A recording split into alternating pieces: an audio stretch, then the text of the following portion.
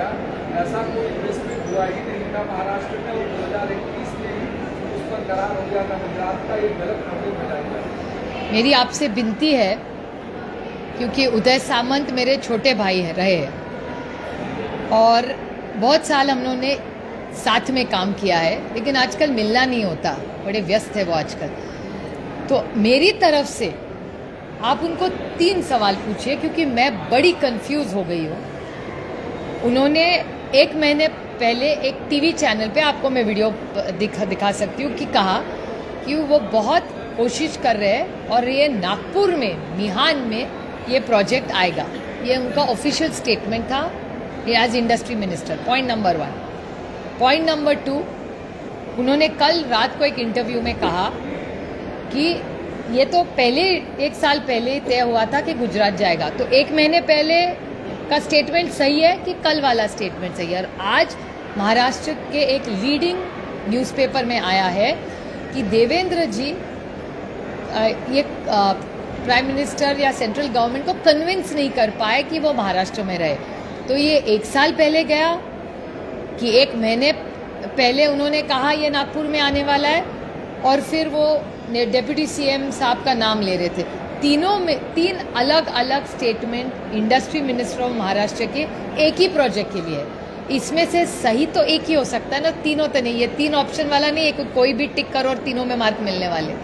तो इसमें का सही जवाब कौन सा है, ये प्लीज़, क्योंकि मैं बड़ी कंफ्यूज हो गई। क्योंकि अगर मुझे पार्लियामेंट में बोलना हो तो मैं अगर 3 ऑप्शंस दूँ तो पार्लियामेंट में स्पीकर साहब बोल रहे बैठ जाओ, तुम कंफ्यूज हो, तुम कुछ बोल ही नहीं पा रही हो।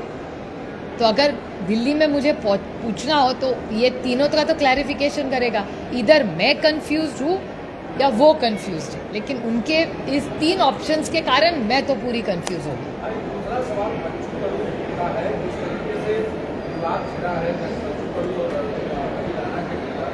बच्चू कडू ने कहा 50 करोड़ अगर लिए हैं, उससे जो करे और शिंदे को ज्वाइन किया है, इसको कैसे देखते हैं? मैंने वो पूरा पढ़ा नहीं है मैंने, लेकिन उनका इतना इंटरव्यू पढ़ा है कि आजकल वो शादी में भी जाते हैं तो लोग बोलते हैं कि 50 खोखे वाला एमएलए आ गया, और उनको बहुत बुरा लगता है। ये तो मैंने पढ़ा है। तो मुझे बहुत अच्छा लगा, क्योंकि जब से ये 3.5 महीने से ईडी सरकार आई है, तब से ये 50 खोखे का सब जगह सुनने में आया है। टीवी पे भी बोलते हैं लोग, पेपर में भी आते हैं, कई गांव में भी चले जाओ तो गांव वाले नीचे से बोलते हैं ताई वो ईडी सरकार हो गई, वो 50 खोखे का क्या हुआ, तो मुझे कैसे पता होगा।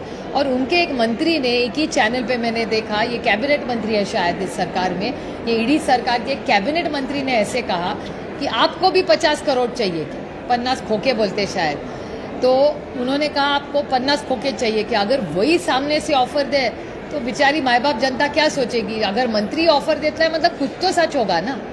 लेकिन इस तरह से बच्चों को अब ये समझ में आने लगा है कि 50 करोड़ के आरोप उन पर जो लगाए जा रहे थे, कहीं ना कहीं जनता भी अब लगा रही है। आपको लगता है कि मंत्री पद के लिए सब हो रहा है? क्योंकि जब उन्होंने भूमिका ली थी उस वक्त तो वो लगातार उद्धव ठाकरे और महाविकास आघाड़ी सरकार पर हमलावर थे, और अभी अचानक इस तरह से तो आरोप पहले दिन से लग रहे हैं। नहीं, उनको ऐसे क्योंकि ज़्यादा घूम रहे होंगे आजकल, तो उनको दुख भी, संवेदनशीलता भी होती है ना। उनको पहले सुनने में आएगा तो उन्होंने हल्के में लिया होगा, पता नहीं क्या है सच झूठ। लेकिन अभी जब जहाँ जहाँ जाते बेचारे, अगर उनको, तो उनको दुख भी होता होगा ना कि ये सब हमको ऐसे करप्ट बोल रहे हैं, 50 खोखे वाला सरकार बोले, तो दुख भी होता होगा। लेकिन कल जाके अगर वो मंत्री पद स्वीकार लेते तो फिर आपकी प्रतिक्रिया क्या होगी? नहीं, फिर मैं उनको जवाब पूछूंगी ना कि भैया कल तो आप दुखी हो रहे थे 50 खोखे का प्यार, और मुझे चांस नहीं मिला, तो आप भी पूछ सकते हैं।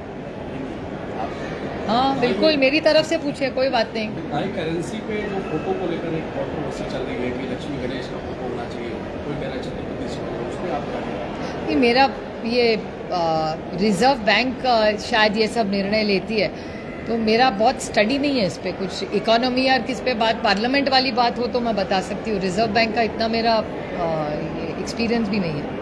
Finance is not my first choice, I am not sure. सामना में एक आज छपा है कि देवेंद्र फडणवीस ने 2 दिन पहले अनौपचारिकता पत्रकारों से बात में कहा कि महाराष्ट्र की राजनीति में बहुत कटुता आ गई है। सही है। सामना ने कहा है कि अगर फडणवीस जी को अगर ऐसा लगता है तो कम करने का बीड़ा उठा लेना चाहिए। आपकी प्रतिक्रिया? ये बहुत अच्छी बात है, मैं तो उनका उसका स्वागत करूंगी। कटुता कम हो, बहुत अच्छी बात है, क्योंकि ये महाराष्ट्र का कल्चर ही नहीं है। आप 3-3.5 महीनों से मैं देख रही हूँ कि बहुत बदलाव आया है जब से ईडी सरकार आई है। अब खबरें पाइए सबसे पहले हमारे मोबाइल न्यूज एप्लीकेशन पर। एंड्रॉइड या iOS प्लेटफॉर्म पर जाइए, HW न्यूज नेटवर्क को सर्च कीजिए, डाउनलोड कीजिए और अपनी सुविधानुसार भाषा का चयन कीजिए। खबरों की भीड़ में अपने काम की खबर पाते रहिए।